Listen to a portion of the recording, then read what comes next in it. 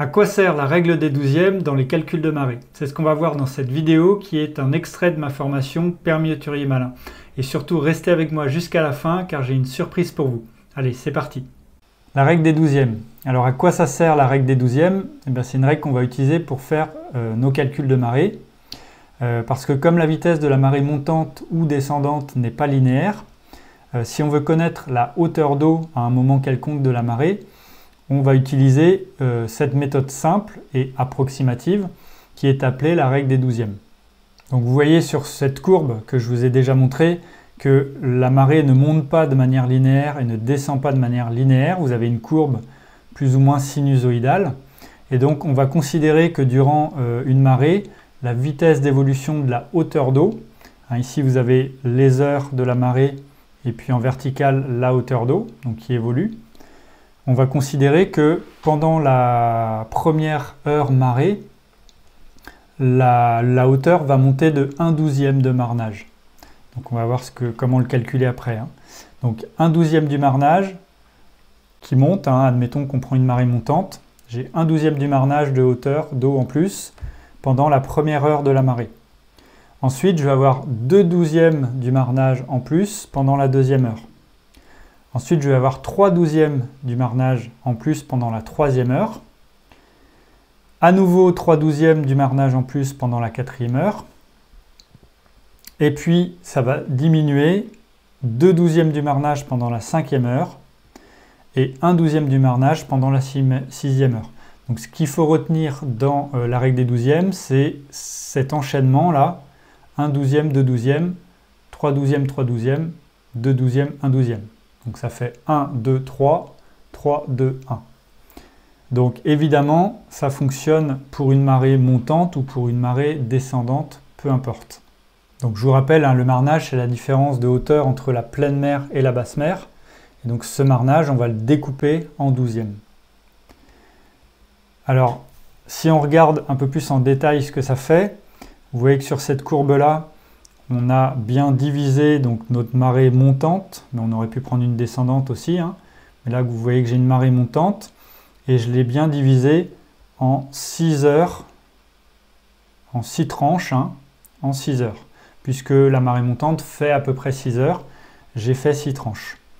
Et pour chaque tranche, vous voyez qu'ici sur la courbe, on voit bien que là, ça monte d'une certaine hauteur qui n'est pas très grande. Donc ça monte de 1/12 de marnage.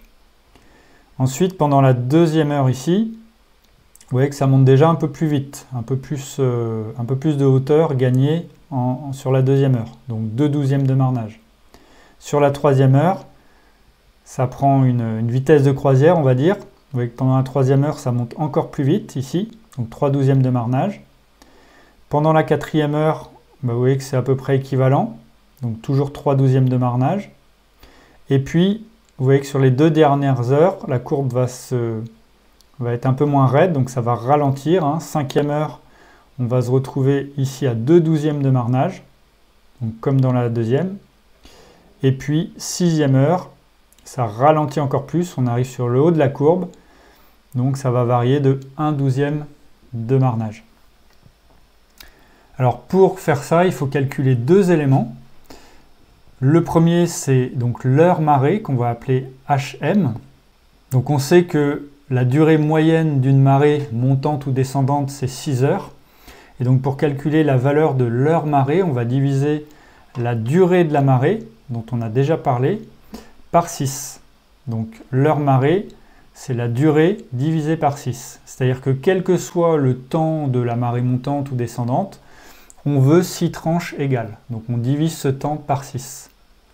Donc par exemple, si la durée de la marée est de 6h12, je vais faire durée de la marée divisé par 6, donc 6h12 divisé par 6, et je vais avoir ce qu'on appelle l'heure marée, je vais avoir une heure marée qui est de 1h02. Donc je vais avoir 6 fois 1h02, ce qui me fait 6h12 au total. Ensuite, je vais devoir calculer le deuxième élément qui est donc le douzième. Donc on calcule la valeur de 1/12 en divisant le marnage, donc MA, par 12. Le douzième, c'est vraiment comme si je coupais un gâteau en 12 parts égales, et donc j'avais une part de gâteau. Donc le marnage, c'est la différence de hauteur entre la pleine mer et la basse mer. Et donc je vais diviser ça par 12 pour avoir un 12e. Donc par exemple, si j'ai un marnage de 6 mètres, donc une différence de 6 mètres entre la hauteur basse mer et la hauteur pleine mer, eh bien un 12e, je vais faire donc marnage divisé par 12, donc 6 mètres divisé par 12, ça me fait un 12e à 0,5 mètres. Et donc évidemment, 2 12e ça fera 1 mètre et 3 12e ça fera 1 mètre 50. Alors on va faire un exemple concret. Donc imaginons qu'on a une heure pleine mer à 3 heures du matin, une heure basse mer à 9h12, avec les hauteurs ici correspondantes. Donc heure pleine mer 7,20 m, hauteur pleine mer 7,20 m, hauteur basse mer 1,20 m. Ici, pour les heures, je vais calculer la durée de la marée. Donc là, on est sur une marée descendante. Vous voyez qu'on commence à 7,20 m et on arrive à 1,20 m. Donc la durée de cette marée descendante, elle est de 6h12. Donc j'ai tout simplement fait 9h12 moins 3 heures, ça me fait 6h12. Ensuite, avec la durée, je vais pouvoir justement calculer l'heure marée. Donc une heure marée, qui est égale à la durée divisée par 6. Donc 6h12 divisé par 6, ça me fait 1h02. Ensuite, le marnage entre la pleine mer à 7,20 m et la basse mer à 1,20 m, j'ai une différence de 6 mètres. Et donc, un 12e, c'est le marnage divisé par 12. Donc 6 mètres divisé par 12, ça me fait 0,5 mètres. Donc 2 12e, 1 mètre. 3 12e, 1,50 m. Donc jusque-là, c'est les mêmes valeurs que j'ai prises juste avant, mais on va continuer pour faire le tableau de la marée. Donc ici, je mets toujours une flèche, moi, pour bien visualiser que je suis bien sur une marée descendante. Et puis ensuite, je fais mon tableau. Donc mon tableau, je mets les heures à gauche. Donc je commence ici à 3 heures avec la pleine mer. Et les hauteurs à droite. Et je commence à 7,20 m ici avec la pleine mer. Ensuite, je vais tracer mes traits, donc j'en ai 1, 2, 3, 4, 5, 6, 7 traits en tout. Et entre les traits, je vais bien marquer la valeur de mes 12e pour chaque heure marée. Donc vous voyez qu'en faisant 7 traits, j'ai bien 1, 2, 3, 4, 5, 6 tranches, donc 6 heures marée. Donc là, 1 12e pour la première, 2 12e pour la deuxième, 3 12e pour la troisième, toujours 3 12e pour la quatrième. À nouveau, maintenant 2 12e pour la 5e heure et je redescends à 1 12e pour la 6e et dernière heure. Donc je les note toujours pour ne pas me gourer. Et ensuite, je vais remplir mon tableau.